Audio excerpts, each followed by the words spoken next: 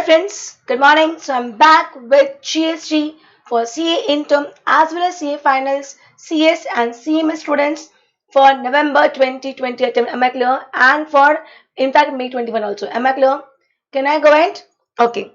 Now what are we doing? We were doing a chapter called ITC, the most important chapter for GST. Again, why? You all know कि boss ITC का question ITC हर question में पूछ सकते हैं, अलग से भी ITC पे क्वेश्चन आता है और हर एक क्वेश्चन में आईटीसी का पार्ट डाल सकते हैं। मैं क्लियर? नाउ हम लोग लास्ट लेक्चर में क्या कर रहे थे? We were doing section 17। Section 17 बोलता है, 17 सबसेक्शन 1 बोलता है अगर आपने इनपुट्स परचेस किया है, कैपिटल गुड्स परचेस किया है, इनपुट सर्विसेज परचेस की है, उस पर अगर आपने टैक्स पे किया है, क्या पे किया है उसमें आपने टैक्स पे किया है, तो अगर आपने वो इनपुट्स कैपिटल गुड्स या इनपुट सर्विस बिजनेस पर्पस के लिए यूज किया है तो उसका क्रेडिट मिलेगा, नॉन बिजनेस पर्पस के लिए यूज किया है तो क्रेडिट नहीं मिलेगा। मतलब ये हमारा 17 सबसेक्शन 1 बोल रहा था और उसका बाइफर्केशन कैसे करेंगे? 17 सबसेक्शन 1 बोल रहा है business purpose, personal purpose, business purpose, personal purpose business का मिलेगा, पर्सनल का नहीं मिलेगा। अप्रोप्रिएशन किसने बताया? 17 सबसेक्शन 6 ने बताया। अप्रोप्रिएशन किसने बताया? 17 सबसेक्शन 6 ने बताया। 17 ने क्या बोला? दो रूल है 42 एंड 43। दो रूल है 42 and 43। 42 talks about inputs and input services and 43 talks about capital goods। आज हम 42 देखने वाले हैं। देन 17(2) बोलता है बिजनेस पर्पस के अंदर ही, अगर बिजनेस पर्पस के अंदर अगर आपने टैक्सेबल सप्लाई किया है, जीरो रेटेड सप्लाई किया है या एग्जम्प्टेड सप्लाई किया है, hope with me, business purpose के अंदर ही टैक्सेबल सप्लाई किया है, जीरो रेटेड सप्लाई किया है, एग्जम्प्टेड सप्लाई किया है, टैक्सेबल सप्लाई का मिलेगा, जीरो रेटेड का मिलेगा, एग्जम्प्टेड का क्रेडिट नहीं मिलेगा। कैसे अप्रोप्रिएशन करेंगे? 17 सबसेक्शन 6 ने बताया और ये हमें कहाँ ले गया?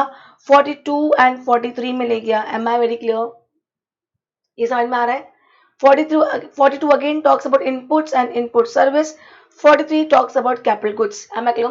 फिर 17 सबसेक्शन 3 ने 17 सबसेक्शन 3 ने हमें एग्जम्प्टेड सप्लाई की डेफिनेशन को क्या कर दिया? एनहांस कर दिया only for section 17। Section 17 subsection 3 ने क्या किया? सॉरी, एग्जम्प्टेड सप्लाई की डेफिनेशन को क्या कर दिया? एनहांस कर दिया ओनली फॉर दिस चैप्टर। जो नॉर्मल हमारी नॉर्मल डेफिनेशन क्या बोलती है? सेक्शन 11 में जो एग्जम्प्टेड है या जो नील रेट है या जो नॉन जीएसटी सप्लाई है, एम आई क्लियर? ये तो हमें याद है। और तीन चीज क्या करिए, अगर A to B and B to C की बात कर रहे हैं और हम ये सब किसके लिए बात कर रहे हैं? बी ने, तो बी ने क्या किया है? आरसीएम सप्लाई किया है तो उसे हम एग्जम्प्टेड सप्लाई मानेंगे। या बी ने सेल ऑफ सिक्योरिटी किया है तो हम उसे एग्जम्प्टेड सप्लाई मानेंगे। या बी ने सेल ऑफ लैंड किया है या बी ने सेल ऑफ बिल्डिंग किया है, सब्जेक्ट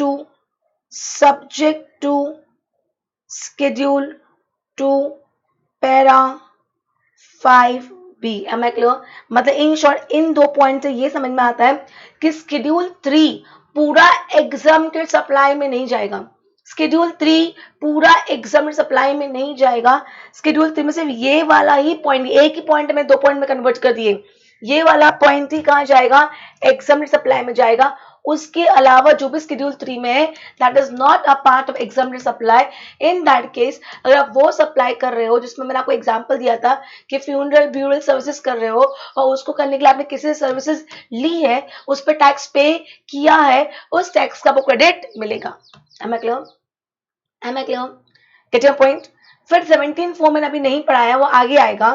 फिर 17(5) हमने पढ़ा block credit which is one of the most important section जो हम डेप्थ में पढ़ के आ चुके हैं।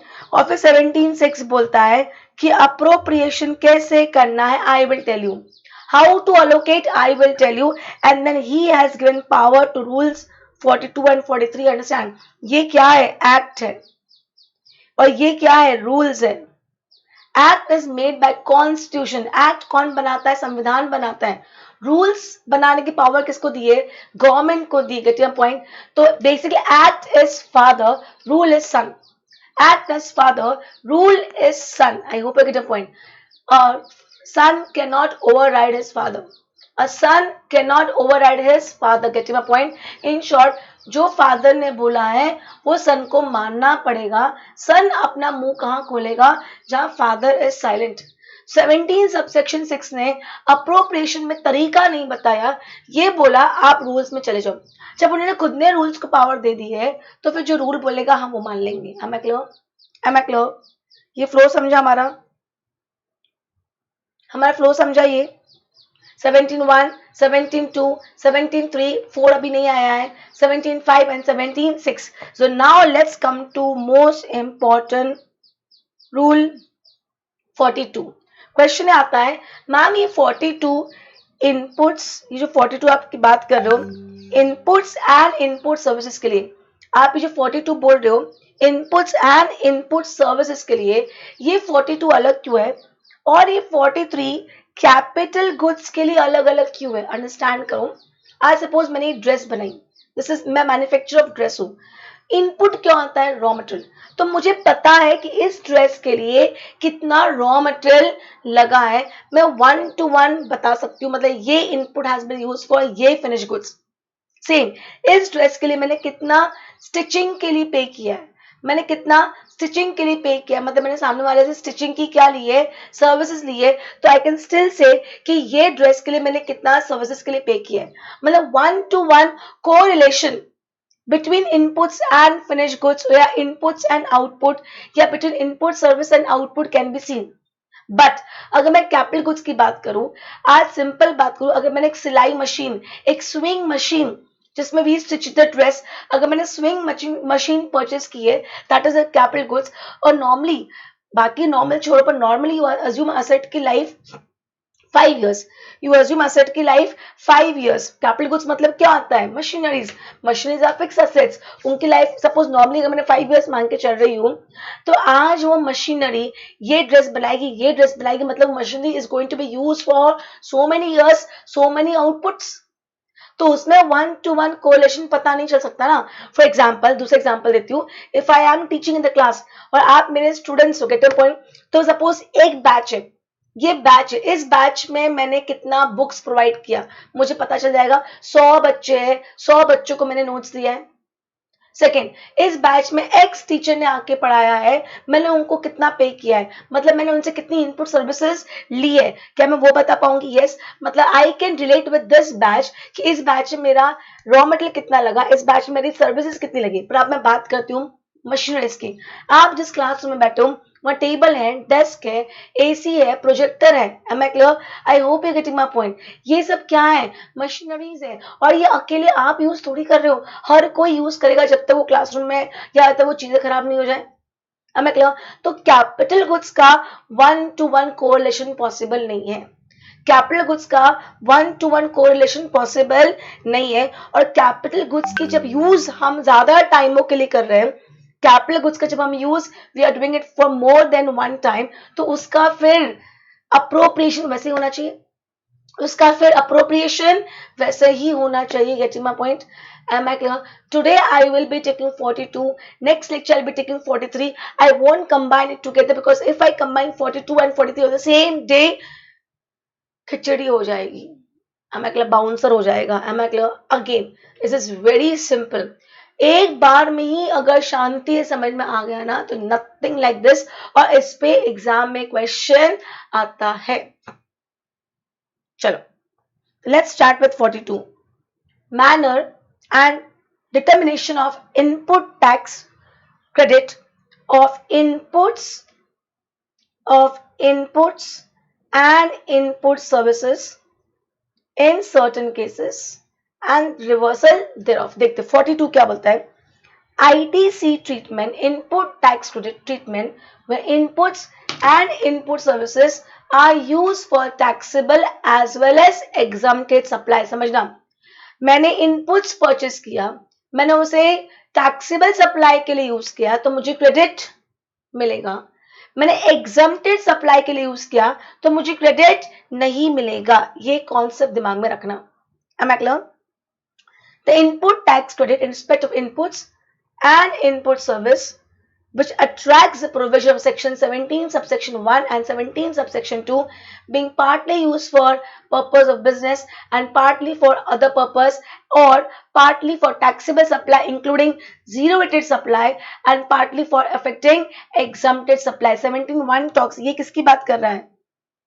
ये 17(1) बात कर रहा है बिजनेस एंड पर्सनल पर्पस। ये 17(2) बात कर रहा है taxable supply plus zero rated supply, taxable and zero rated, and other one is exempted supply. तो अगर आप ऐसे इनपुट या इनपुट सर्विसेज को आप यूज करने वाले हो तो उस इनपुट्स या इनपुट सर्विसेज पे आपने जो टैक्स पे किया है उसका मैं क्रेडिट कैसे दूंगा। Am I clear?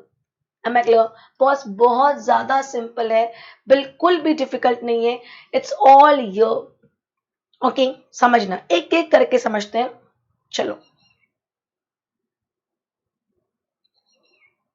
अज्यूम करो मैंने बहुत सारे इनपुट्स या इनपुट सर्विसेज परचेस किए। आई हैव टेकन इनपुट्स और I have taken services. Am I clear? Assume करो मैंने इनपुट ए परचेस किया। मैंने क्या परचेस किया? इनपुट ए परचेस किया और मैं इनपुट ए पे जो मैंने टैक्स पे किया है उसको मैं नीचे लिखती हूँ। उस इनपुट ए पे जो मैंने टैक्स पे किया है उसको मैं T1 बोल रही हूँ। उसको मैं क्या बोल रही हूँ? T1 बोल रही हूँ। And this input is exclusively used for non-business purpose। मैंने इस इनपुट को एक्सक्लूसिवली कौन से सप्लाई के लिए यूज किया है? नॉन बिजनेस पर्पस को लो। मतलब मैंने इनपुट परचेस किया, उस पर टैक्स पे किया और अजूम के मैं अपने घर ले गई।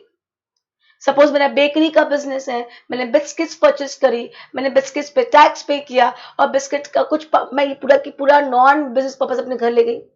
जवाब दो, फटाफट जवाब दो। इस ए पे जो मैंने T1 पे किया है, क्या मुझे इसका क्रेडिट मिलेगा कि नहीं मिलेगा? यस और no?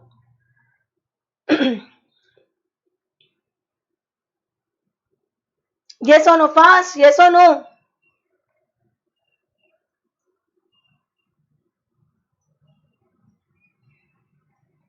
No credit. Why no credit? Because exclusively use कहां हो रहा है? नॉन बिजनेस पर्पस के लिए। अब आते हैं, मैंने एक बी इनपुट परचेस किया। क्या इनपुट परचेस किया? बी। उस पे मैंने जो टैक्स पे किया है वो T2 है and this is exclusively used for exempted purpose। Exclusively used for which purpose? Exempted purpose। Reply करो, क्या इसका मुझे क्रेडिट मिलेगा? क्या इसका मुझे क्रेडिट मिलेगा? Please reply. Will I get credit of T2?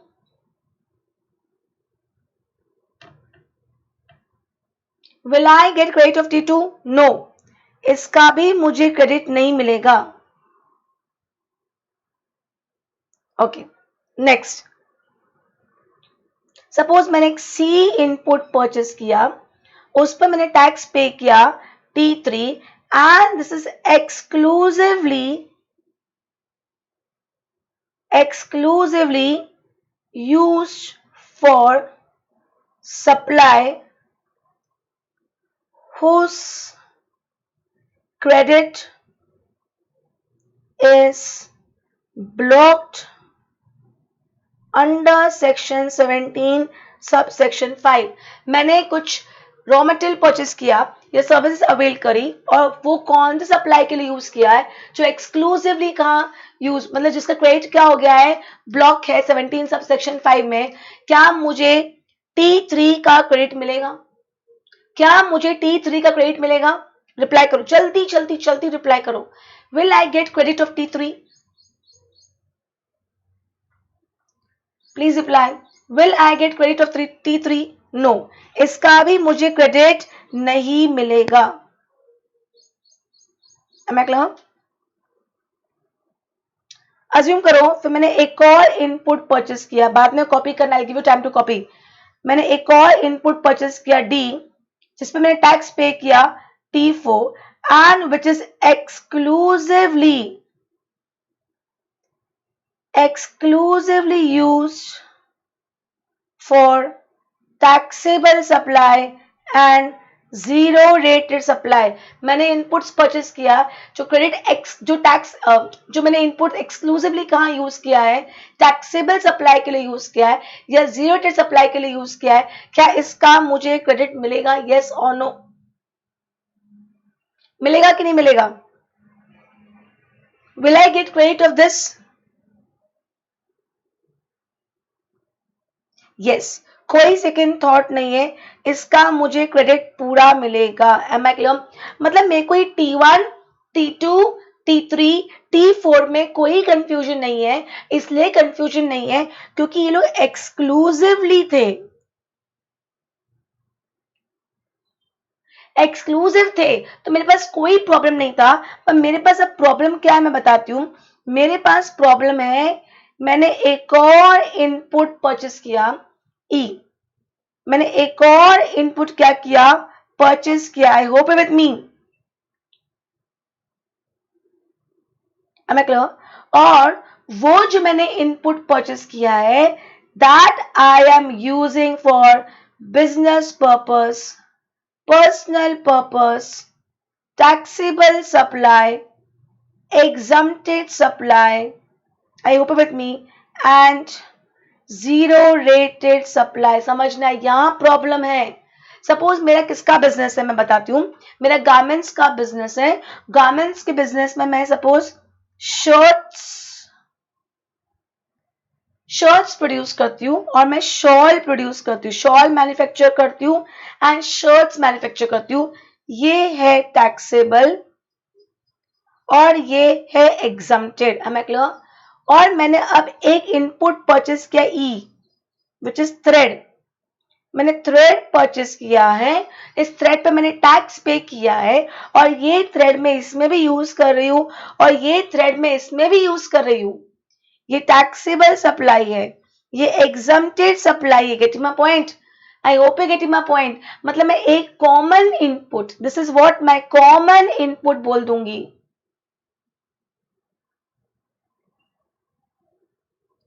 मैं इसको क्या बोल दूंगी?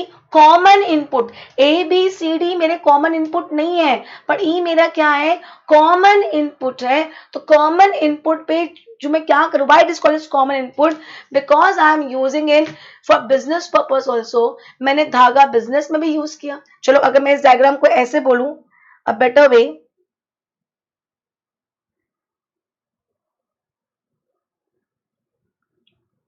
business purpose, personal purpose, and in business purpose में you have three categories: taxable supply, zero rated supply and exempted supply। getting my point? ऐसे कर सकती हूँ, ऐसा कर सकती हूँ। बिजनेस पर्पस के लिए यूज किया, पर्सनल पर्पस के लिए यूज किया। फिर बिजनेस में डिपेंड करता है कि वो टैक्सेबल सप्लाई है, कि वो जीरो रेटेड सप्लाई है, कि वो एग्जामिट सप्लाई। वो मेरे हाथ में तो नहीं है।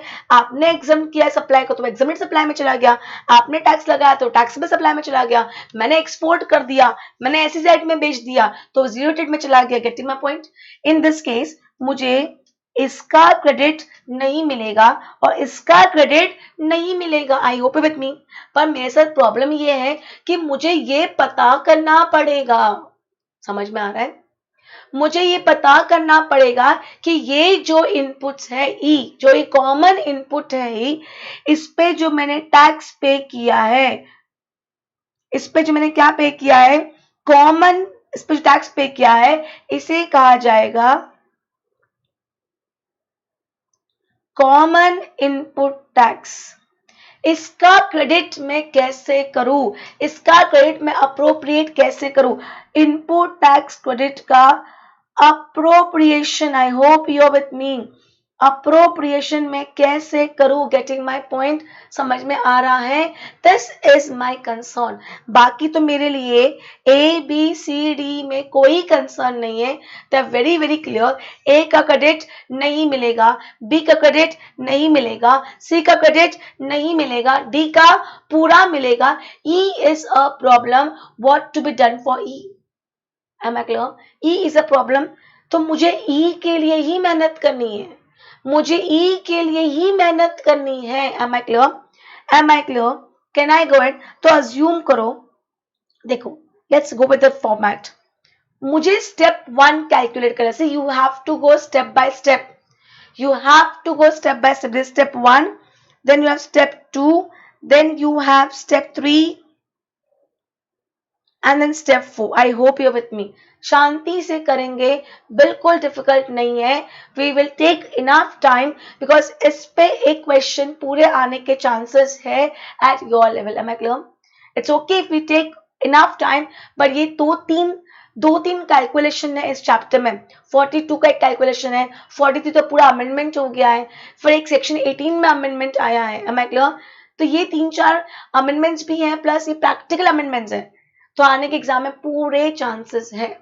ओके फाइन, तो let's go with the format, let's go with the format. Common credit calculate करना है। स्टेप 1 क्या है? Common credit. तो इन्होंने क्या बोला? Total input tax. मैंने 5 इनपुट्स परचेस किए, मैंने 5 इनपुट्स परचेस किए, ए बी सी डी ई। तो मैंने टोटल इन 5 पे कितना टैक्स पे किया है? टोटल इनपुट टैक्स क्रेडिट, इसको डिनोट किया टी। मैंने ए, इसमें क्या होगा? A plus B plus C plus D plus E. मैंने जितने भी इनपुट परचेस किए हैं उसमें मैंने जितना भी टैक्स पे किया है, that is my total input tax credit. Am I clear? In fact तो क्रेडिट वर्ड नहीं यूज करना चाहिए, अभी तो टोटल इनपुट टैक्स है ये, total input tax.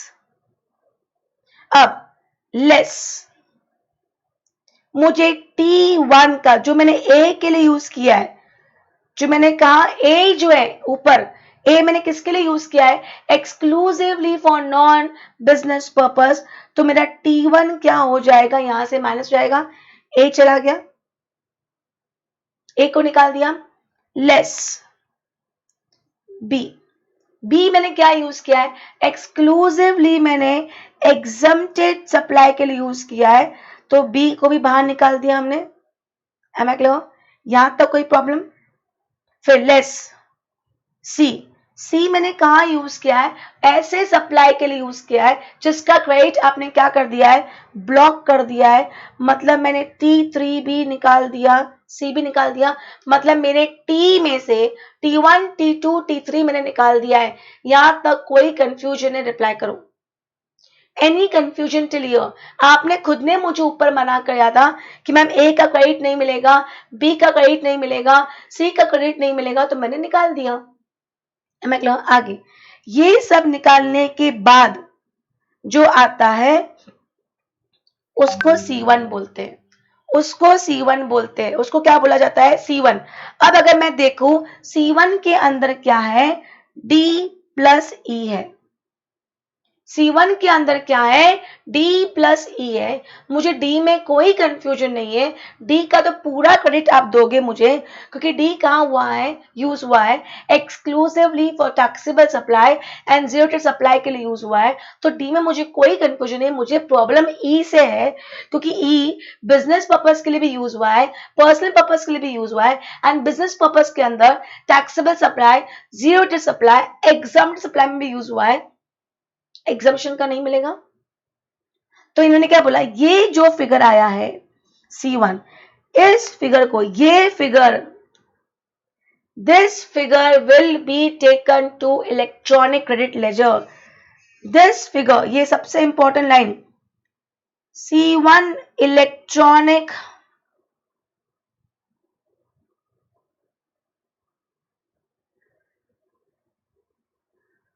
Credit ledger में जाएगा। मैम क्यों?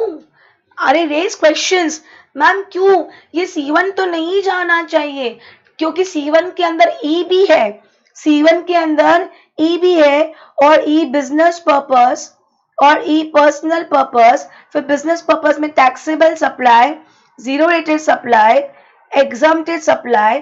तो इसमें और इसमें जो आपने यूज किया है एग्जम्प्टेड सप्लाई और पर्सनल पर्पस के अगर आपने जो यूज किया है उस पे जो आपने टैक्स पे किया है उसका क्रेडिट आपको नहीं मिलना चाहिए। मैं मना नहीं कर रही, पेशेंस।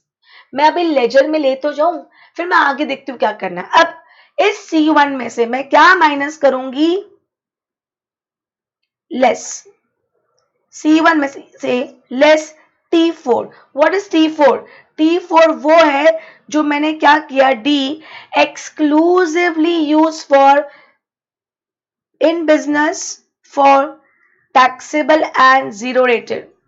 इसको कहां लेंगे? T4 को। Am I clear? ये मेरा कहां गया?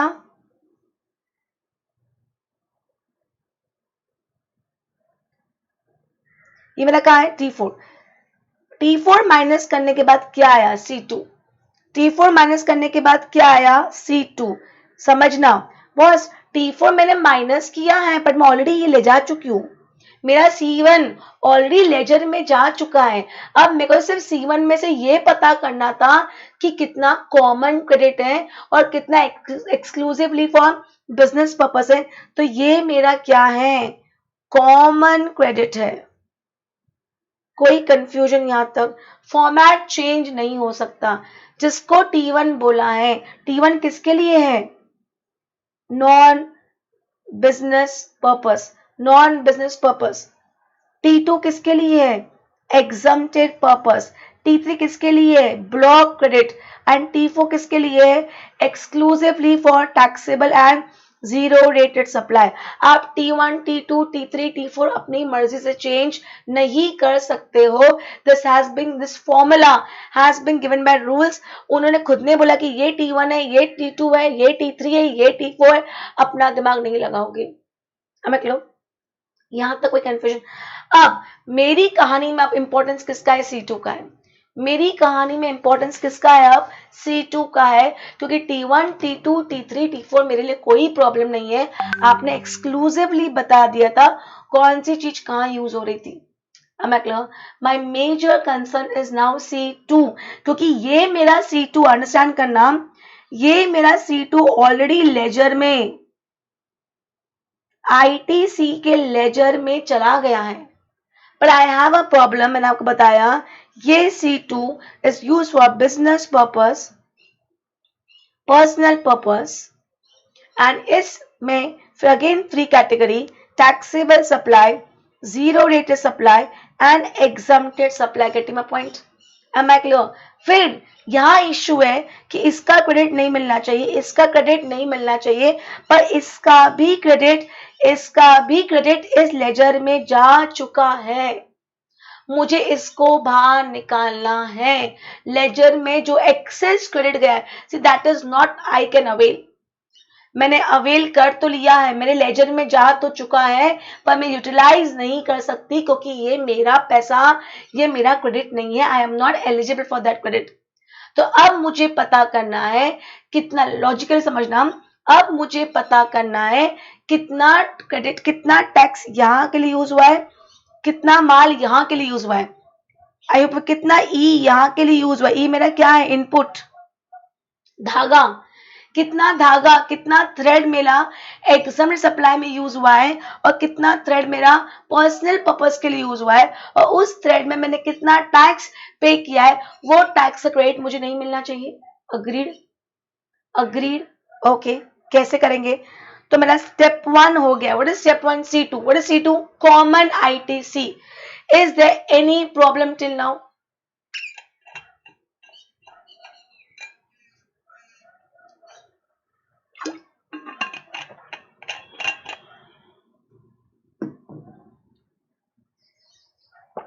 ओके, अब आगे बढ़ते हैं। T1, T2, T3 and T4 will be determined and declared by the registered person at the invoice level in GSTR2। और हमको अभी तक मालूम है कि GSTR2 टिल डेट ऑपरेशनल नहीं हुआ है। समरी हम कहाँ देंगे? GSTR3 भी। GSTR1 is invoice wise 1, 2 भी इनवॉइस वॉइस है, पर 3 भी is summary level. Am I clear? आगे देखते हैं। वे input tax credit on inputs and input service use partly for non-business purpose and exempt supply can be segregated at invoice level. The same will be added to T1 and T2 respectively, and the balance credit will be added to T4. Am I clear? इनका क्या कहना है? Bifurcation पता है तो T1 and T2 में डाल दो और balance T4 में डाल दो। Am I clear? The proportion identified pertaining to taxable supplies C2। अब आते हैं C2 पे। C2 हमको पता चलो। What is C2? C2 क्या है? हमारा कॉमन क्रेडिट है। अब इस C2 में से मुझे ये फिगर निकालना है और ये फिगर निकालना है। तो let's come to step 2। Common credit attributable to exempted supply. कितना मेरा माल, धागा, कितना थ्रेड मेरा एग्जम्प्टेड सप्लाई में यूज हुआ, उस थ्रेड पे मैंने कितना टैक्स पे किया था, वो मुझे क्रेडिट क्या करना है, वहां से निकालना है, बिकॉज दैट इज इनएलिजिबल। कोई कंफ्यूजन? स्टेप 2 समझ में आया मैं क्या बोलने जा रही हूं? मुझे ये पता करना है इसमें मेरा कितना इनपुट यूज हुआ है। मैं स्टेप 2 किसकी बात चल रही है? This is my step 2। अभी मैं पर्सनल पर्पस की बात नहीं कर रही हूं। अभी आपने जो थ्रेड कहां के लिए यूज किया है? एग्जम्प्टेड सप्लाई के लिए यूज किया है, मैं उसकी बात कर रही हूं। Am I clear? Very simple. The amount of input tax credit attributable input tax credit attributable towards exempted supplies denoted C1। Simple, अगर मैं एक सिंपल बता दूं, हम जिस टैक्स पीरियड के लिए, सही, हम आपको ये हमारा टैक्स पीरियड के लिए करेंगे, हम जिस टैक्स पीरियड की बात कर रहे हैं उस टैक्स पीरियड के लिए क्या करो आप, टोटल टर्नओवर देख लो। सी टोटल टर्नओवर पे अगर आपको आईटीसी कितना मिला है, C2 मिला है, तो एग्जम्प्टेड टर्नओवर में कितना, समझो। ये C2 में क्या क्या है? ये C2 के अंदर मेरा मेरा मेरा मेरा what is it? I have my taxable supply, I have my zero rated supply and I have my exempted supply। देखा जाए तो मेरा यही 3 टर्नओवर होगा, taxable supply, zero rated supply, exempted supply. तुमने टोटल टर्नओवर में अगर मुझे आपने इतना क्रेडिट बोला है, तो एग्जम्प्टेड टर्नओवर पे कितना, वो वाला क्रेडिट मुझे दे दो वापस, मैं हटा देती हूँ। समझ में आया कि नहीं आया? समझ में आया मैं क्या बोल रही हूँ? समझ में आया? ये पॉइंट समझ में आया कि नहीं आया? रिप्लाई करो फटाफट, समझ में आया ये वाला पॉइंट कि नहीं आया?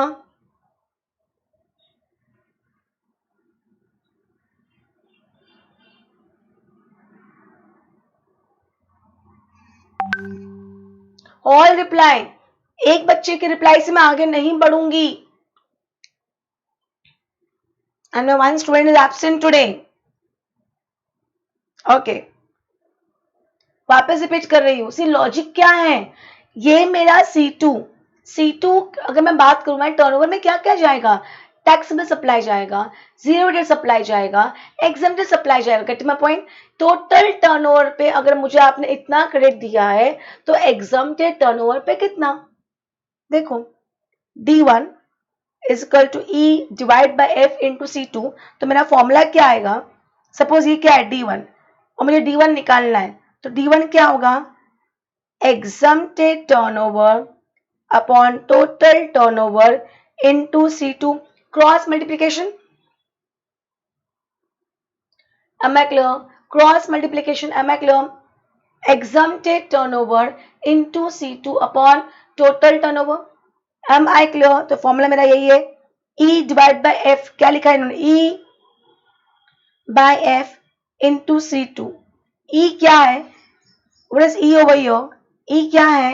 The aggregate value of exempted supply। E is exempted supply during tax period। इनको E क्यों लेना पड़ा? आई होप इतना पॉइंट को क्यों उन्होंने बोला A किसके लिए, B इसके लिए? Am I clear? C2 क्या है? Common credit. F क्या है? Total turnover in the state. जिस टैक्स पीरियड की आप बात कर रहे हो, उस टैक्स पीरियड का total turnover. Am I clear? ये समझा कि नहीं समझा? इससे मुझे D1 निकल जाएगा। ये क्या है? ये D1 वो टैक्स है जो मैंने कहा पे किया, इनपुट टैक्स है वो। ये क्या है? वो इनपुट टैक्स है जो मैंने एग्जम्प्टेड सप्लाई में यूज किया। समझ में आया? ये वो टैक्स है जो मैंने कहा यूज किया है, एग्जम्प्टेड सप्लाई में यूज किया है। इसका मैंने क्रेडिट ले लिया है, पर लेना नहीं चाहिए था। मेरा ऑलरेडी C2 कहाँ है? लेजर में है। तो मैं ये D1 को क्या करूंगी? ये D1 आप क्या बोलोगे, मैम लेजर में से निकाल लो। नहीं, मैं लेजर में से ना निकाल के मेरी आउटपुट टैक्स लायबिलिटी बढ़ा लूंगी। एक ही बात है।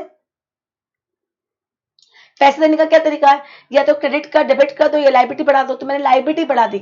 ये D1 कहाँ चला जाएगा? मेरा आउटपुट टैक्स लायबिलिटी में चला जाएगा। मतलब उतने अमाउंट से क्रेडिट लेजर भी ज्यादा हो गया और उतने अमाउंट से लायबिलिटी भी ज्यादा कर दी मैंने।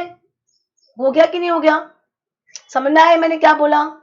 समझ में आया ये मैंने क्या बोला? प्लीज रिप्लाई करो, ये समझ में आया मैंने क्या बोला? Suppose let's take example. C2 के अंदर 3 चीज है, टैक्सेबल सप्लाई, और आई शुड से नॉट 3 चीज, वेट। C2 के अंदर क्या क्या है? बिजनेस पर्पस, पर्सनल पर्पस, और बिजनेस पर्पस के अंदर taxable supply, zero rated supply, exempted supply. और सपोज C2 का बैलेंस कितना है? 1 लाख है। सपोज उसमें ये 50,000 है, ये 10,000 है, ये 50, 60, 70, 80, ये 15,000 है। Am I clear? 50, 60, 75 और ये 25,000 है। Am I clear? सपोज ये मेरे नंबर्स है कि एक्चुअली C2 का बैलेंस कितना आया? 1 लाख। C2 का बैलेंस कितना आया? 1 लाख। C2 के बैलेंस में 50,000 रुपए टैक्सेबल सप्लाई क्रेडिट, मैं एक नंबर दे रही हूँ। जीरो रेटेड के लिए मेरा 10,000 का है, एग्जामिनेड सप्लाई के लिए 15,000 का है, पर्सनल पर्पस के लिए 25,000 का है। तो बेसिकली मेरे लेजर में तो 60,000 ही जाना चाहिए था। ये और ये जाना चाहिए ही नहीं था। मैं जो एलिजिबली मैं इसके लिए हूँ, तो मेरे लेजर में कितना जाना चाहिए था? 60,000। मेरे क्रेडिट लेजर में कितना जाना चाहिए था? 60,000 जाना चाहिए था। यस और नो? यस और नो? राइट? तो मुझे कुछ टेंशन ही नहीं होता। पर हमारे लेजर में कितना जाता है?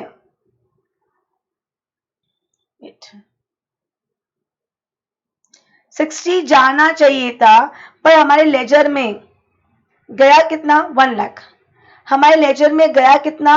1 लाख। मतलब 40,000 एक्सेस क्रेडिट पड़ा है मेरे लेजर में, जो मैं अलाउड नहीं मिल रही। तो उन्होंने क्या किया?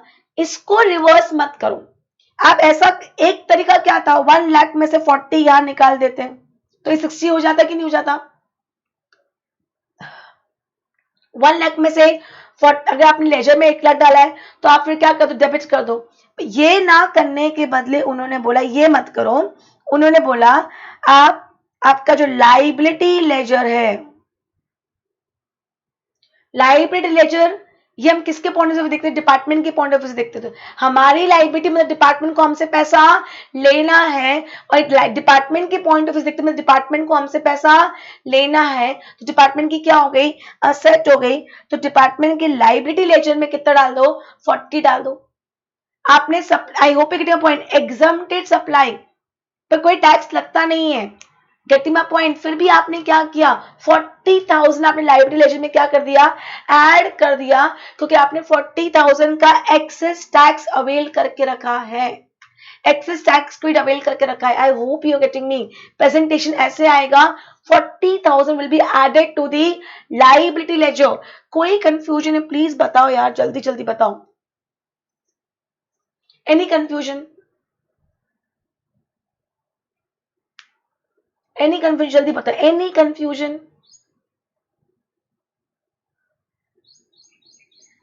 Okay, am I clear? तो presentation is like this. am I clear? Presentation is like this. पर मुझे पहले ये निकालू तो सही कि 15,000 कहां से आएगा, 25,000, ये तो मैंने आपको रफ नंबर्स दे दिए। 15,000 इज D1, 15,000 इज D1, जो भी मैंने ऊपर कैलकुलेट किया है। 15,000 इज D1। D1 कैसे निकाला कि टोटल टर्नओवर पे आपका इतना कॉमन क्रेडिट है, तो एग्जाम्प्टेड टर्नओवर पे कितना। लॉजिकल है कि नहीं है, लॉजिक समझो यार, सिंपल रटने की जरूरत नहीं है, लॉजिक समझो। अगर मैंने आज इनपुट टैक्स पे क्रेडिट ले लिया, वो इनपुट मैंने कहाँ यूज किया होगा, एक टैक्स सप्लाई के लिए यूज किया होगा, तो अगर टोटल टर्नओवर पे आपका इतना क्रेडिट है, तो एग्जाम्प्टेड टर्नओवर पे कितना। Am I clear, am I clear. तो मेरा D1 आ गया, ये मेरा D1 आ गया कि नहीं आ गया, प्लीज समझा। तो लेट मी गो अहेड। अब मुझे क्या चाहिए, ये फिगर चाहिए, ये 25,000 का फिगर चाहिए, ये फिगर चाहिए 25,000 का फिगर इज D2। ये 25,000 का फिगर क्या है, D2 है। तो बेसिकली मैं क्या करूंगी, अपने लाइबिलिटी लेजर में D1 15,000 ऐड करूंगी और D2 25,000 ऐड करूंगी। अभी मैंने D1 का फॉर्मूला समझ लिया है, D2 का फॉर्मूला नहीं समझा है। वेट, एम आई क्लियर, यहां तक कोई प्रॉब्लम है। मैंने क्या बोला, हम जिस टैक्स पीरियड के लिए बात कर रहे हैं, तो क्या आपको मालूम है अभी कौन सा मंथ चल रहा है, जुलाई मंथ चल रहा है। अब जुलाई मंथ का टैक्स मैं कब पे करूंगी, 20 अगस्त को पे करूंगी। तो 20 अगस्त को मैं जुलाई मंथ का, जिस मंथ की मैं टर्नओवर की बात कर रही हूँ, मतलब एक्चुअली तो मैं टैक्स पे करने की पहले आईटीसी वाईटीसी सब देख लूंगी कितना अलाउड है कितना अलाउड नहीं है। Am I clear, am I clear, getting my point और नॉट। तो बेसिकली आई विल टेक, मैं जिस मंथ के टैक्स पे करने की बात कर रही हूँ, मैं उस मंथ का टोटल टर्नओवर ले लूंगी, मैं उस मंथ का एग्जम्प्टेड टर्नओवर ले लूंगी। Am I very clear, am I clear. पर आगे क्या बोला है, if the registered person does not have any turnover during the said tax period or the above information is not available, the value of last tax period may be used। By chance मेरे पास जुलाई month की details नहीं है, by chance मेरे पास जुलाई month की details नहीं है, तो फिर आप जून मंथ की डिटेल्स लेके कर लो। I hope you getting me. मैं आपको बताऊंगी क्या करें, एंड में समझेगा। सी अंडरस्टैंड करो यार, प्रैक्टिकली क्या होता है। प्रैक्टिकली मैं आपको एक बात बताती हूँ, प्रैक्टिकली बिजनेसमैन के पास हर मंथ का प्रॉपर डेटा नहीं आ पाता, इट टेक्स टाइम। मैं क्या हर मंथ ऑडिट थोड़ी करवाती हूँ, तो मैंने, और आप हाथों हाथ भी सपोज एंट्री नहीं कर रहे हो, तो बेसिकली क्या होता है, एवरी मंथ का एक्चुअल डेटा आपके पास नहीं होता है। एवरी मंथ का, listen to me, what is happening over here, I tell you. Suppose मैंने क्रेडिट लेजर में 1,00,000 रुपए का क्रेडिट लेके रखा है, 1,00,000 रुपए का क्रेडिट लेके रखा है। Am I clear. अब समझना, इसमें से 40,000 मेरा नहीं है, तो अगर मैंने उसी महीने, जिस मंथ मैंने लेजर में लिया, अगर मैंने तभी आउटपुट टैक्स लायबिलिटी में जोड़ दिया, तो मतलब मैंने उसको यूटिलाइज नहीं करा ना। 1,00,000 आपने 40,000 से क्रेडिट बढ़ाया, तो आपने 40,000 से मेरी लायबिलिटी बढ़ा दी, तो नलीफाई हो गया। पर अगर ये 40,000 मैं उस महीने में नहीं डालूंगी, अगर आउटपुट टैक्स लायबिलिटी लेजर में अगर मैंने 40,000 यहाँ नहीं डाला उसी महीने में, एम आई क्लियर, तो आप क्या बोलोगे, मैडम आपने 40,000 वो यूज कर लिया जो आपका नहीं था, मतलब आपने 40,000 का मुझे क्या किया है, शॉर्ट पेमेंट किया है। आपने 40,000 का क्या किया है, शॉर्ट पेमेंट किया है, तो आपको 40,000 का पेमेंट अलॉन्ग विद इंटरेस्ट पे करना पड़ेगा। ये पॉइंट समझा मैं क्या बोल रही हूँ, listen to me, understand again, वापस समझो क्या हो रहा है। ये मैंने यहां डाला, ये मैंने यहां डाला, 40 ऊपर एक्सेस था, 40 लायबिलिटी में जोड़ दिया, कहानी खत्म हो जाती है।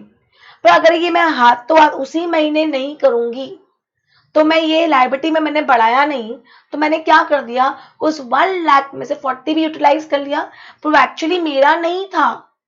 Right, right, am I clear. तो आप अगले महीने मुझसे क्या पे करवाओगे, इंटरेस्ट भी पे करवाओगे। आप अगले मंथ मुझसे क्या पे करवाओगे, इंटरेस्ट भी पे करवाओगे कि नहीं करवाओगे। I hope you with me, I hope you are with me. Any confusion till here, आगे बढ़ सकती हूँ, राइट। इसीलिए उनका क्या कहना है, एक काम करो, प्रैक्टिकली लोग क्या करते हैं मैं आपको बताती हूँ।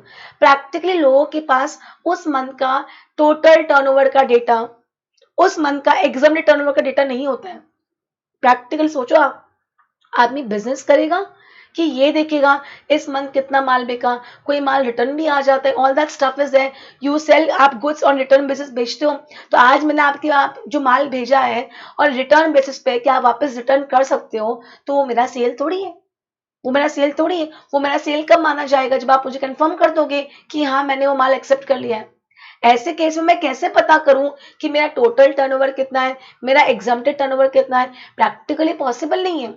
तो लोग क्या करते हैं, बिजनेसमैन क्या करते हैं, उनकी अंडरस्टैंडिंग होती है, उनकी बिजनेस की अंडरस्टैंडिंग होती है कि मेरा अगर 100 रुपए का माल बिकता है तो मेरा 70 टैक्सेबल सप्लाई है, 30 टैक्सेबल सप्लाई है। मतलब ऑन एन एवरेज उनका कहना है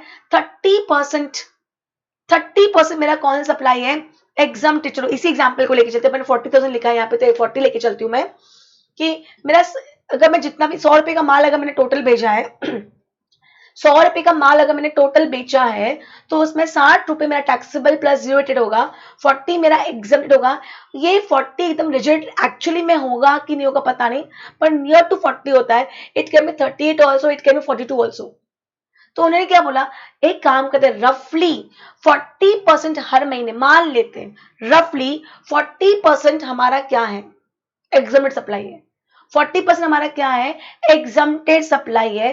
तो आप हर महीने क्या करोगे, जितना आपने लेजर में लिया उसका 40% आप क्या करोगे, आपके लायबिलिटी लेजर में ऐड कर दोगे। मैम ये तो गलत है। गलत अभी लग रहा है आपको, पर सोचो बिजनेसमैन के पॉइंट ऑफ व्यू से, अगर वो 40,000 आज ऐड नहीं करेगा तो आप तो आखिरी में बोलोगे कि बॉस आपने तो ऐड ही नहीं किया, आपने हमारा पैसा यूज कर लिया, अब आप इस पर टैक्स भी पे करो। Am I clear? तो बिजनेसमैन क्या करते हैं, रफली एक अप्रोक्सीमेट फिगर लाइबिलिटी में जोड़ देते हैं।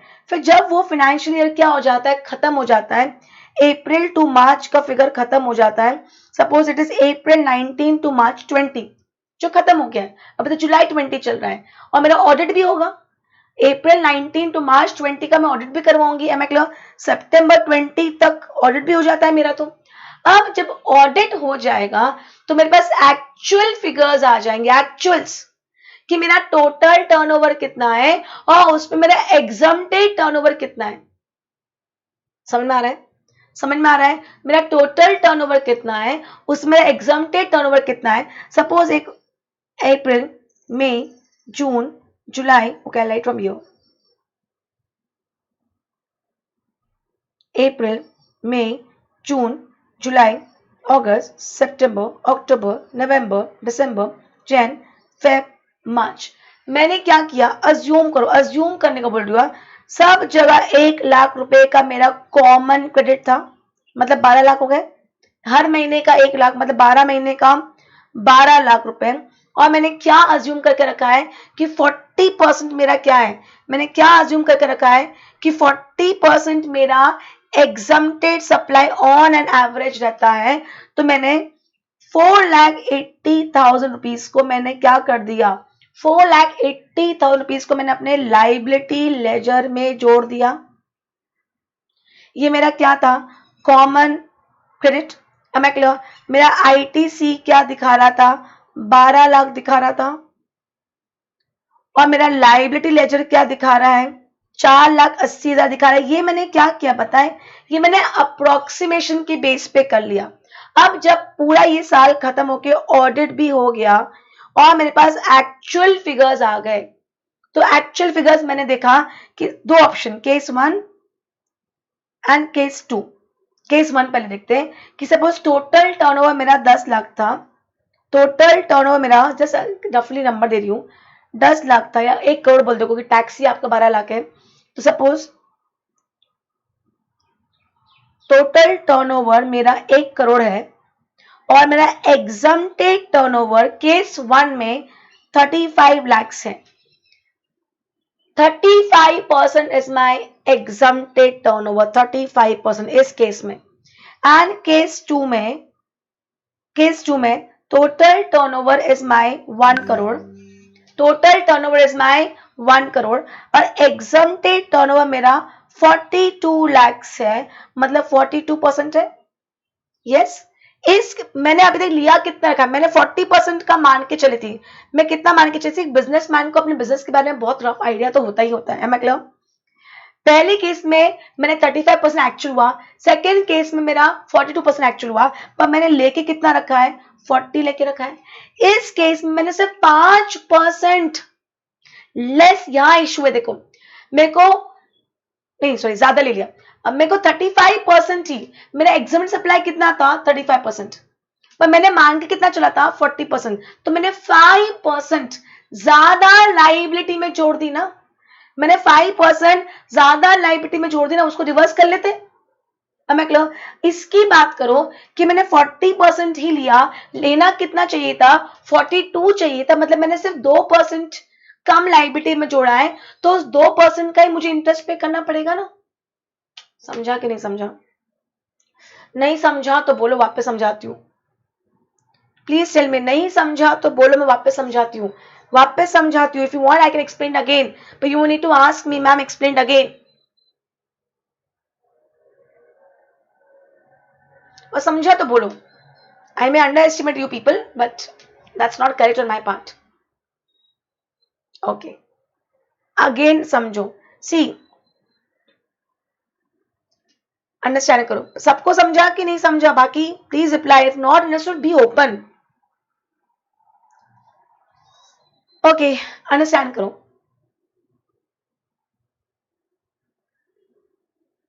अंडरस्टैंड करना, मेरा यस का मतलब क्या होता है, अंडरस्टूड नॉट अंडरस्टूड। 1 लाख का 1 लाख का क्या है, मैंने क्रेडिट लेके रखा है, पर लेना कितना चाहिए 60,000, क्योंकि इसमें एग्जम्प्टेड भी है और पर्सनल पर्पस भी, एग्जम्प्टेड भी है एंड पर्सनल पर्पस भी है। पर अब प्रॉब्लम ये है कि मुझे हो सकता है हर महीने के महीने कितना एग्जम्प्टेड सप्लाई हो रहा है, ये एक्चुअल नंबर्स पता नहीं चलता है। तो हम see the way we take provision ना, मार्च मंथ का प्रोविजन ले लेते ना, तो मार्च मंथ का बिल तो अप्रैल में आता है ना, और हमने बुक्स तो मार्च में ही क्लोज कर दी ना, तो मार्च मंथ का प्रोविजन कैसे लेते हैं, हम लास्ट मार्च के या लास्ट फरवरी का, पिछले मार्च का बिल देख लेते हैं, या हम फरवरी का देख लेते हैं। थोड़ा फेब एंड मार्च का इसलिए डिफरेंस होता है कि फरवरी में it is summer less winters and March में समर्स हो जाता है, तो इलेक्ट्रिसिटी का बिल फेब एंड मार्च में एकदम ड्रास्टिकली चेंज हो सकता है। इसलिए मैं इस ईयर का फेब ना देख के पिछले ईयर का मार्च का बिल ले सकती हूँ, depends. Am I clear? Am I clear? अब इसी केस में यहाँ पे ऐसी वाली बात है कि मैंने 1 लाख का मैंने क्रेडिट ले तो लिया, इस 1 लाख में एग्जम्प्टेड सप्लाई का भी क्रेडिट है जो मुझे अलाउड नहीं है। अब मुझे एग्जम्प्टेड सप्लाई मालूम नहीं कि एक्चुअल्स कितने हैं, तो मैंने अज्यूम करके रखा है कि 40% मेरा business taxable supply exempted supply का है, 60% मेरा बिजनेस टैक्सेबल सप्लाई का है, 60% मेरा बिजनेस टैक्सेबल सप्लाई का है, 40% मेरा बिजनेस एग्जम्प्टेड सप्लाई का है। I hope you getting me? Yes, am I clear? तो मैंने क्या किया, रफली हर महीने जो मेरा कॉमन क्रेडिट है, जो मेरा कॉमन क्रेडिट है उसका रफली हर महीने 40% मैं अपनी लाइबिलिटी में बढ़ा देती हूँ, क्योंकि 40% क्या है, ये एग्जम्प्टेड सप्लाई का क्रेडिट है। ये पॉइंट समझा कि नहीं समझा? मैंने इनपुट्स परचेज किए, 3 जगह यूज किए, taxable supply, zero rated supply, exempted supply, ये दोनों मिला के 60 है, ये मिला के 40 है। Am I clear? अब ये इनपुट पे सपोज मैंने लाख रुपए का क्या किया है, टैक्स पे किया है, ये इनपुट पे मैंने लाख रुपए का टैक्स पे किया है, तो लॉजिकली देखा जाए तो मुझे इसका मिलना ही नहीं चाहिए था, मेरे को सिर्फ 60% 60,000 ही मिलना चाहिए था। पर ये क्या बोल रहे हैं, आप ये पूरा 1 लाख यहाँ ले जाओ, ये क्या है, आपका क्रेडिट लेजर है, और जो ये 40% है ये अब आउटपुट टैक्स लाइबिलिटी में 40 ऐड कर दो। मैं 60,000 का हमने ज्यादा क्रेडिट दे दिया, सॉरी 40,000 का हमने ज्यादा क्रेडिट दे दिया, तो 40,000 की हमने आपकी लाइबिलिटी बढ़ा दी, कहानी खत्म हो जाती है। पर मेरा ये कहना है, ये कैलकुलेशन करने के लिए मेरे को एग्जम्प्टेड सप्लाई कितना है, टोटल टर्नओवर कितना है, कि टोटल टर्नओवर पे लाख रुपए, तो एग्जम्प्टेड सप्लाई पे कितना, ना टोटल टर्नओवर का फिगर पता है ना एग्जम्प्टेड टर्नओवर का फिगर पता है। बिजनेसमैन इतना इजीली नंबर्स नहीं होते हैं पता, बहुत सारे कैलकुलेशंस करने पड़ते हैं। पता है तो बहुत अच्छी बात है, नहीं पता है एक्चुअल नंबर्स तो कम से कम एक अप्रोक्सीमेट तो आपको आपके बिजनेस का आइडिया होता है ना। 60% मेरा टैक्सेबल है, 40% मेरा एग्जम्प्टेड है, तो आप क्या करोगे, हर महीने जितना भी आपका कॉमन क्रेडिट है उसका 40% आप क्या करते चले जाओगे, आपके लाइबिलिटी लेजर में ऐड करते चले जाओगे। सपोज 1 महीने का 1 लाख और 12 महीने का सपोज 12 लाख है कॉमन क्रेडिट, मैं नंबर्स चेंज नहीं कर रही हूँ, 12 महीने का 12 लाख है, तो यहाँ पे आप हर महीने 40,000 आपकी लायबिलिटी लेजर में अप्रोक्सीमेट ही है, ऐड कर दोगे तो आपने कितनी लायबिलिटी बढ़ा ली? आपने 480 बढ़ा ली। अब समझो इसका फायदा क्या हो सकता है, साल के आखिरी में जब साल खत्म हो गया तब तो आपके पास एक्चुअल नंबर्स आ जाएंगे ना कि आपका total turnover, actual total turnover कितना है, आपका एग्जम्प्टेड टर्नओवर कितना है, ये तो आपके पास एक्चुअल्स आ जाएंगे कि नहीं आ जाएंगे? अब मैं क्लियर, आपने अज्यूम कितना करके रखा है 40%, पर एक्चुअल कैन बी डिफरेंट, हो सकता है एक्चुअल 35% है, हो सकता है एक्चुअल 42% है। टोटल टर्नओवर का exempted supply actually 35 case 1, actually 42 case 2।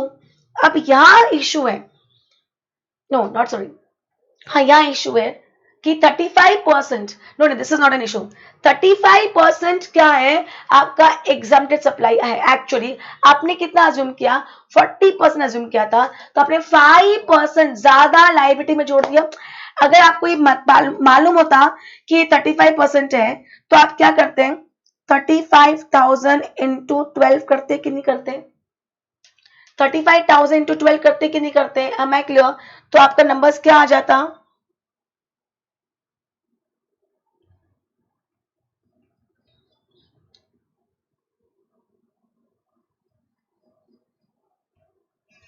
4,20,000। आप कितना ऐड करते हैं, आपकी लाइबिलिटी में कितना ऐड करते हैं, 420 ऐड करते हैं, पर एक्चुअली में कर कितना दिया है, 480 कर दिया। मतलब आपने एक्सेस 60,000 लाइबिलिटी अपनी बढ़ा ली। ये आपकी लाइबिलिटी बेमतलब की 60,000 की बढ़ गई है, आप अपनी लाइबिलिटी रिवर्स कर लो, कैसे करते हैं अपन देखेंगे।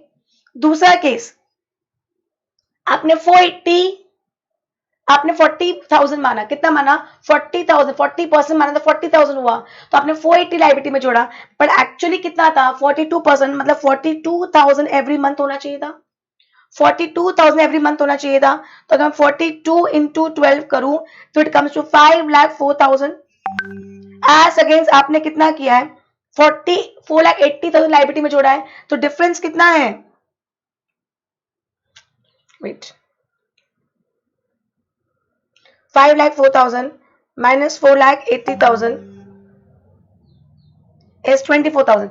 24,000 आपने लाइबिलिटी में कम जोड़ा, 24,000 आपने लाइबिलिटी में कम जोड़ा, तो वो भी जोड़ो प्लस, क्योंकि आपने डिले किया है आपको इंटरेस्ट भी ऐड करना पड़ेगा। ये समझा कि नहीं समझा, ये क्यों करा आपने, समझा मैंने? हम हर महीने अगर हमारे पास एक्चुअल्स है तो एक्चुअल्स के हिसाब से कर दो, अगर एक्चुअल्स नहीं है एक अप्रोक्सीमेशन के हिसाब से कर दो। जब साल खत्म होगा हम वापस देखेंगे कि आपने प्रॉपरली लायबिलिटी में ऐड किया है कि नहीं किया है, या तो आप लायबिलिटी में ज्यादा ऐड कर दोगे या कम ऐड करोगे। अगर आपने लायबिलिटी ज्यादा दे दी है तो इतना टेंशन नहीं है, ले लेंगे वापस, अगर कम ऐड करी तो आपको इंटरेस्ट पे करना पड़ेगा। Yes understood? यहां तक आप समझो, मैं बहुत आगे बढ़ गई। तो अभी हम क्या कैलकुलेट कर रहे थे, D1 कैलकुलेट कर रहे थे, D1 हो गया। Is D1 clear? Is D1 clear?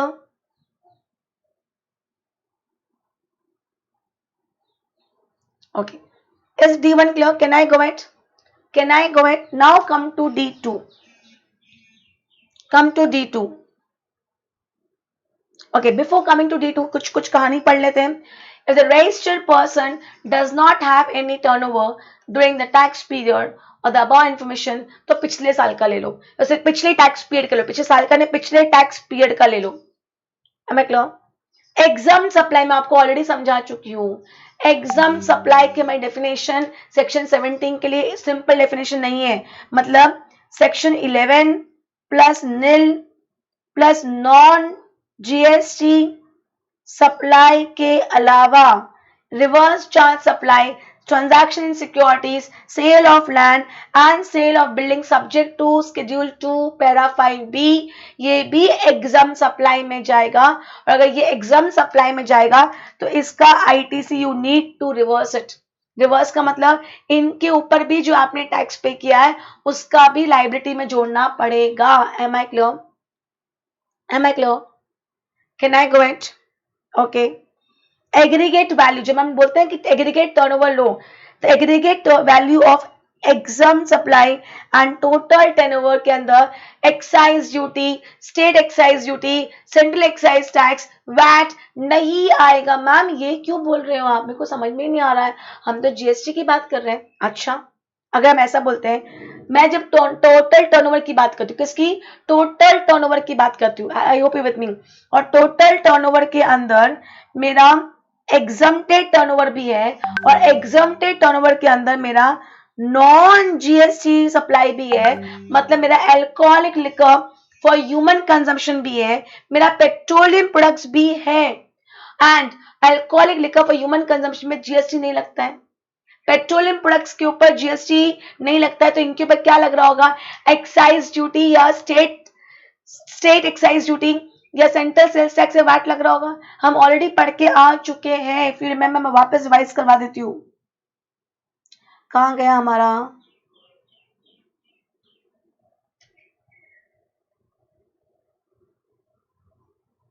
ये हमने ऑलरेडी पढ़ के रखा है बॉस, हमने बहुत डेप्थ में पढ़ा था।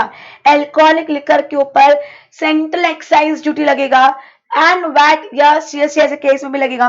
पेट्रोलियम प्रोडक्ट्स के ऊपर सेंट्रल एक्साइज ड्यूटी लगेगा एंड वैट या सीएसटी ऐसे केस लगेगा। टोबैको एंड टोबैको के ऊपर जीएसटी भी लग रहा है, सेंट्रल एक्साइज ड्यूटी लग रहा है, पर वैट नहीं लगेगा। ओपीएम एंड इंडियन हैम्प के ऊपर जीएसटी लग रहा है एंड स्टेट एक्साइज ड्यूटी लगेगा, पर वैट एंड सीएसटी नहीं लगेगा। तो ये सब भी तो मेरे टर्नओवर में गया है कि नहीं गया है। और जब टर्नओवर, जब मैं वैल्यू बोलती हूँ तो टैक्स थोड़ी आना चाहिए। आज 100 रुपए का अगर मेरा सेल्स है, उसमें 10 रुपए का टैक्स है, तो टोटल 110 का इनवॉइस बनेगा, पर मेरी सेल कितने की है, 100 रुपए की ना, 10 तो टैक्स है ना। Getting my point, I hope you are getting my point. समझ में आ रहा है what I am trying to say, I hope you are getting me, I hope you are very clear with what I am trying to say, am I clear.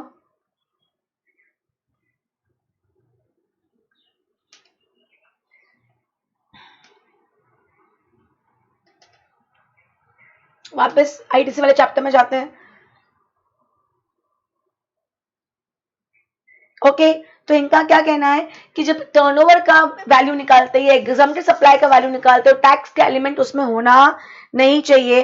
और फिर मैंने clearly लिख दिया है कहाँ कहाँ प्रेजेंटली क्या हो रहा है। Central excise duty is leviable on manufacture and production of tobacco product petroleum crude, diesel, petrol, ATF and natural gas. State excise duty किस पे लग रहा है, alcoholic liquor for human and opium, Indian hemp, VAT, ये सब मैंने अलग से बता दिया है। Am I very clear, am I clear. तो ये ध्यान रखना। अब आते हैं किस पे, D2 पे। What is D2, what is D2 boss, मेरा जो C2 है ये क्या है, बिजनेस पर्पस, पर्सनल पर्पस। और बिजनेस पर्पस में 3 कैटेगरी है, taxable supply, zero rated supply, exempted supply. Exempted supply का D1 मैंने निकाल दिया।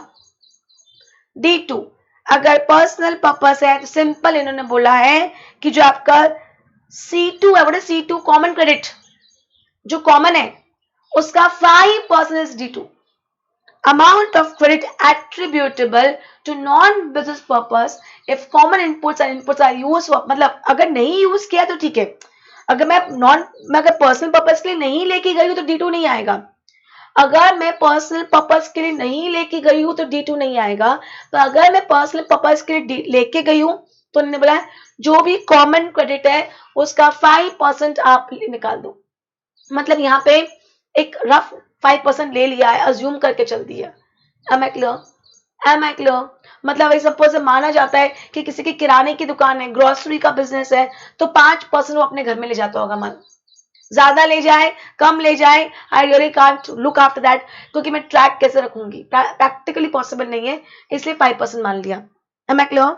तो मेरा D1 निकल गया, मेरा D2 निकल गया। प्लीज बताओ ना मुझे, मेरा D1 एंड D2 निकल गया कि नहीं निकल गया। D2 किसका, 5% किसका, C2 का। बोले C2 कॉमन क्रेडिट जो 1 लाख रुपीज था उसका 5% मतलब 5,000। Clear, am I clear. तो नाउ एलिजिबल कितना हुआ, सिंपल अगर मैं बोलूं 1 लाख रुपए मेरे लेजर में गया, उसमें सपोज D1 कितना था 15,000, D2 कितना था 25,000, कितना हुआ 40,000, तो बचा कितना 60,000। तो बेसिकली ये मैं क्या हूं, एलिजिबल हूं। इसको हमने बोल दिया C3. What is C3? What is C3? C3 is nothing but C2 minus D1 minus D2 is C3. कोई कंफ्यूजन अननेसेसरी घुमाए जा रहे हैं यार, इतना सिंपल टॉपिक है पर ये बच्चा C2 C1 D2 D1 देख के घूम जाता है. इससे सिंपल मतलब कुछ हो ही नहीं सकता. एक बार फिर भी 43 में हमें ब्रेन्स लगाना ज्यादा पड़ेगा एज कंपेयर टू 42. 42 तो इतना ज्यादा सिंपल था ना, पर half of the problem is कि 3 पेज का तो सिर्फ रूल है. जब 3 पेज का आपको रूल लगता है, आपको लगता पता नहीं क्या दिया होगा उसमें भी, फिर पता नहीं बीच बीच में क्या क्या छोटी छोटी चीजें और दे दी. मैं क्लियर? तो स्टेप 3 क्या बोलता है? Compute eligible credit. एलिजिबल कितना था मेरा? एलिजिबल मेरा कितना था? Basically I was eligible for only this two. Taxable supply के लिए, जीरो डेट सप्लाई के लिए. एग्जाम्प्टेड सप्लाई के लिए एलिजिबल नहीं थी एंड पर्सनल पर्पस के लिए एलिजिबल नहीं थी. पर आप पूरा C2 कहां ले गए? लेजर में ले गए. तो D1 और D2 कहां ले गए? टैक्स लायबिलिटी लेजर में ले गए. जब आप C2 कहां ले गए? क्रेडिट लेजर में ले गए. तो D1 एंड D2 कहां ले गए? लायबिलिटी लेजर में ले गए. Am I clear? Am I clear? Can I go right? Okay. क्या लिखा है? The remainder of the common credit shall be eligible input tax credit attributed to the purpose of business and for effecting supplies other than exempt supplies, but including zero rated is C. Am I clear? Shall be denoted C3. What is C3? The turnover, the amount of C3 shall be computed separately for ITC. आप C3 सबका अलग निकालोगे, मतलब central tax का state tax का अलग ही होगा पूरा. तो रिस्ट्रिक्टेड कितना है? D1 and D2. एंड ये क्या हो गया? इनएलिजिबल. ये क्या है? इनएलिजिबल. तो ये आप कहां ले जाओगे? Shall be added to your output tax liability. Am I very clear? Am I very clear? समझा कि नहीं समझा? नहीं समझा तो बताओ मुझे, प्लीज बताओ. समझा कि नहीं समझा? क्लियर? अब ये सब मैंने एवरी मंथ किया होगा. अप्रैल का मई में, मई का जून में, जून का जुलाई में. इट मे हैपन दैट मेरे पास एवरी मंथ एक्चुअल फिगर्स है या नहीं, ये पता नहीं. अगर एक्चुअल फिगर्स है तो वेरी गुड, बहुत अच्छी बात है. नहीं है तो भी वेरी गुड, अप्रोक्सीमेशन से कर लो, क्योंकि every businessman knows his business model. सबको अपना बिजनेस मॉडल पता होता है कि मेरा कितना टैक्सेबल है, मेरा कितना एग्जम्प्टेड है. मैं अब 5% तो घर के लिए बोल ही दिया है. ये पूरा साल कर लिया आपने. अप्रैल से मार्च आपने एक्चुअल बेसिस पे कर लिया या अप्रोक्सीमेशन बेसिस पे कर लिया, पर आपने कर लिया. अब जब साल खत्म हो जाने के बाद फाइनल कैलकुलेशन करते हैं, जो मैंने आपको बताया था कि अज्यूम करो मुझे आइडिया नहीं है, एक्चुअल नंबर्स मेरे पास नहीं था, तो मैंने 40% क्या मान लिया, रफली मान के. एवरी मंथ में 40% क्या करती चली गई, अपने लायबिलिटी लेजर में ऐड करती चली गई of common credit. Clear? Clear? पर जब साल खत्म हो जाता है, पूरा मार्च खत्म हो गया, मेरी बुक्स क्लोज हो गई, तो now I know what is my total turnover, what is my exempted turnover. तो now I can calculate exact D1. See D2 is not a problem. D2 बोलता है C2 का 5% ले लो. The problem is with D1. In that case, या तो मैंने जो example आपको अभी समझाया, या तो मैंने कहां गया, या तो मैंने कम ले लिया होगा, या तो मैंने ज्यादा लायबिलिटी में जोड़ दिया होगा, या मैंने कम लायबिलिटी में जोड़ा होगा. इस केस में 35% मेरा एग्जम्प्टेड था, मैंने 40% एग्जम्प्टेड मान लिया, मतलब मैंने 5% लायबिलिटी में ज्यादा जोड़ दिया. इस केस में मैंने 42% एग्जम्प्टेड था, तो मैंने माना कितना, 40% एग्जम्प्टेड माना, मतलब मैंने 2% कम जोड़ा. यहाँ 5% एक्सेस लायबिलिटी में चला गया, एक्सेस इन लायबिलिटी, and या 2% लेस इन लायबिलिटी. मेरे लिए प्रॉब्लम ये है क्योंकि मैंने लायबिलिटी में कम जोड़ा 2%, तो अब मुझे इंटरेस्ट भी ऐड करना पड़ेगा. इसीलिए तो बोलते हैं, सोचो यार, अगर मैंने कुछ भी नहीं किया होता तो साल के आखिर में मुझे पूरा 42% पे इंटरेस्ट पे करना पड़ता, और वो इंटरेस्ट भी कैसे निकलता, मैं कंफ्यूज नहीं करना चाहती बहुत डेप्थ में जाके. अप्रैल मंथ में जो मुझे रिवर्स करना था, अप्रैल मंथ की जो लायबिलिटी मुझे जोड़ना था, कौन सा अप्रैल, पिछले अप्रैल में, और मैं अब इस जुलाई में कैलकुलेट करने जा रही हूँ, तो जो मुझे उस टाइम लायबिलिटी में जोड़ना था अप्रैल 19 में, और अब मैं जुलाई 20 में कैलकुलेशन करने जा रही हूँ, तो इतने मंथ का मुझे interest at the rate of 18% pay करना पड़ेगा। Am I clear? I hope you are getting me. Interest calculation इतना ईजी नहीं है, हमको एग्जाम में आएगा नहीं, बहुत हाई लेवल हो जाता है, प्रैक्टिकली कुछ नहीं है अभी तो। अब मैं क्लियर, अभी तो हम लोग जितना पढ़ा रहे वही पढ़ना है हमको। अब मैं क्लियर, तो हमने क्या बोला, रफली 40% हो गया ना, तो अब मुझे इंटरेस्ट सिर्फ 2% वाले जो मैंने कम लाइबिलिटी में जोड़ा है उसी पे देना पड़ेगा ना। क्लियर? क्लियर? अब मैं क्लियर, तो let's see this final calculation क्या बोलता है। The ITC credit determined under Rule 42 Sub Rule 1 shall be calculated finally. I hope you're with me. The input tax credit determined under Rule 42 Sub Rule 1 shall be calculated finally for the financial year before the due date. कब करेंगे ये सब calculation हम? Before the due date for furnishing of the return for the month of September following the end of financial year to which such credit relates in the manner and in the sub rule provided. से समझो, हम already पढ़ के आ चुके थे सितंबर मतलब 6 month, सितंबर का, अप्रैल to मार्च का, अप्रैल टू मार्च का, हम ऑलरेडी इफ यू रिमेंबर हम पढ़ के आए थे। किसमें पढ़ के आए थे? ओके हम किससे पढ़ के आए थे? हम सेक्शन 16 में पढ़ के आए थे कि बॉस आप जो भी करना है कब तक कर लो, अगले साल का सितंबर का जब रिटर्न फाइल करोगे, that is due date 20th October या actual date of filing annual return whichever is earlier. Normally अभी तक, और एनुअल रिटर्न की ड्यू डेट क्या दिख रखी है? 31st दिसंबर दिख रखी है of the next financial year. याद आ रहा है? ये याद आ रहा है कि नहीं याद आ रहा है? पता चला मैं बोलती जा रही हूं और कुछ याद नहीं आ रहा है। Is it like that?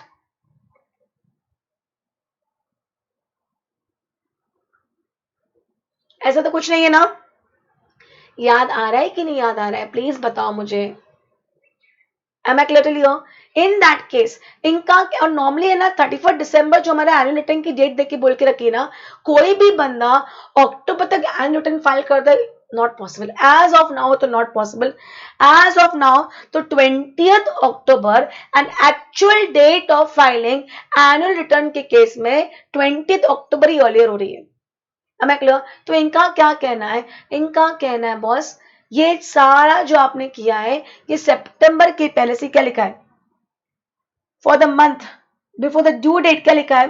The input tax credit determined under rule 42 सब rule 1 shall be calculated finally for the financial year before the due date of furnishing of the return for the month of September following the end of the financial year. तो अगर मैं अप्रैल 19 to March 20 की बात कर रही हूँ, तो मार्च 20 के बाद सितंबर आता है, सितंबर 20 उसका ड्यू डेट 20th अक्टूबर 2020 तक, ये सब ठीक कर दो। क्या होगा? with the aggregate amount D1 and D2 exceeds the aggregate amount determined under sub rule 2, मतलब मैंने जो D1 and D2 मैंने कितना कैलकुलेट किया था, सपोज इस एग्जांपल में देखो मैंने एक्चुअली कितना मान के चला था? 4,80,000 मैंने कितना लिया? 4,80,000, पर होना कितना चाहिए था? 4,20,000। M I clear? एक्सेस कितना हो गया? 60,000। एक्सेस कितना हो गया? 60,000। क्या लिखा है?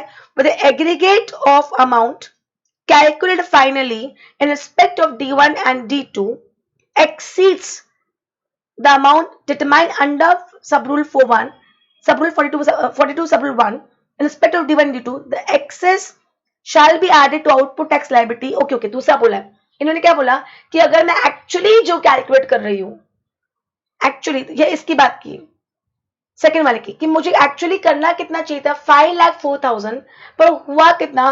सिर्फ 4,80,000 ही हुआ है, मतलब मैंने कम लिया। कितना कम लिया? 24,000 कम लिया है।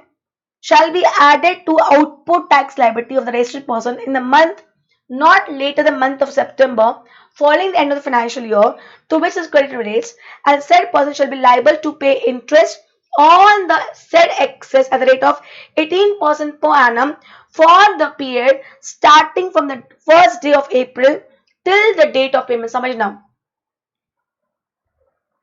समझना क्या बोल रहे हैं इनका कहना है कि बॉस आपको 5,04,000 ऐड करना चाहिए था लाइबिलिटी में, आपने कितना ऐड किया? 4,80,000 ऐड किया. कितना ऐड किया? 4,80,000 ऐड किया. Getting my point? मतलब आपने 24,000 कम ऐड किया. अब कब ऐड कर रहे हो? सपोज 24,000 आपने 15 अगस्त को ऐड कर दिया. ये 24,000 आपने कब ऐड कर दिया? 15 अगस्त 2020 को ऐड किया. Gate your point? तो सिंपल, 1 अप्रैल 2020 से लेके 15 अगस्त 2020 तक, 15 भी नहीं मानूंगी मैं, 20 लेती हूं, इतने दिन का interest at the rate of 18% per annum on 24,000 rupees add कर दो. समझ में आया मैं क्या बोल रही हूं? इन्होंने बचा लिया हमको. इंटरेस्ट पिछले साल से नहीं बोला, अप्रैल से बोला, क्योंकि देखो पिछले साल मेरी गलती नहीं है, मैं एक जेन्युइनली काम कर रही थी, एक्चुअल डेटा मालूम नहीं था, इसलिए अप्रोक्सीमेशन पे मैं 40% लेती चली गई. होना कितना चाहिए था? 42% होना चाहिए था. 2% मैंने कम किया. 2% कितना होता है? 24,000 होता है. अब ये लायबिलिटी में जोड़ दूं, पर ये कब जोड़ूंगी? जब मैं जल्दी से अपने बुक्स क्लोज कर दूंगी. जितनी जल्दी बुक्स क्लोज करोगे, जितनी जल्दी एक्चुअल नंबर पता चल जाएगा, उतनी जल्दी लायबिलिटी में ऐड कर दोगे. तो बस 1 अप्रैल से मैंने आपको बोला है, 1 अप्रैल 2020 से लेके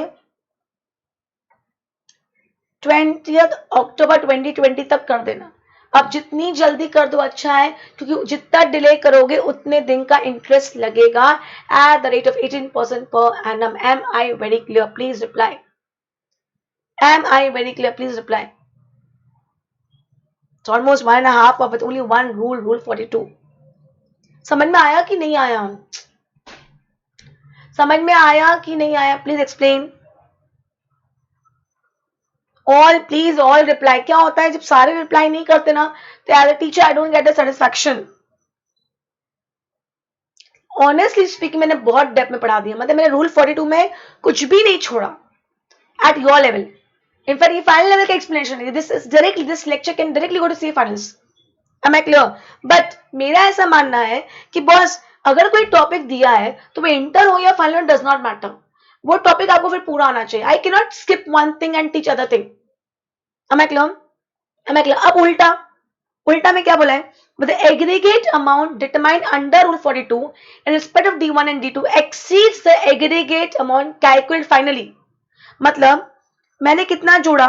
480 जोड़ा, और एक्चुअली कितना होना चाहिए था?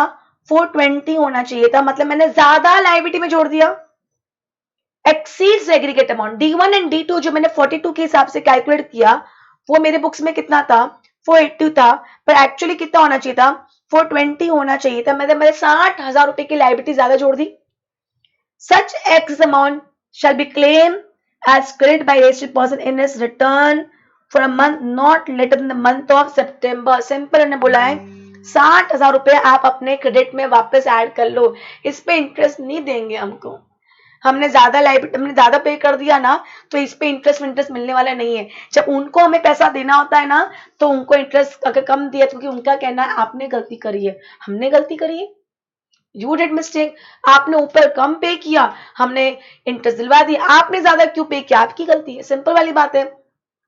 सपोज आप मुझे फीस भर रहे हो, आप ज्यादा पे कर दो, आप मुझसे वो जो ज्यादा पे किया वो मांगो, वो मुझे समझ में आता है. आप बोले मैडम हमने गलती करी, हमने आपको ज्यादा अमाउंट ट्रांसफर कर दिया, अब उस पर इंटरेस्ट भी हमको दो. वहां लोन दिया है क्या मेरे को? एडवांस दिया है क्या मेरे को? समझ में आया? समझ में आया? Am I clear? Please reply, am I clear with this? Is Rule 42 very clear? So let's summarize Rule 42. Let's summarize Rule 42. बहुत सिंपल है.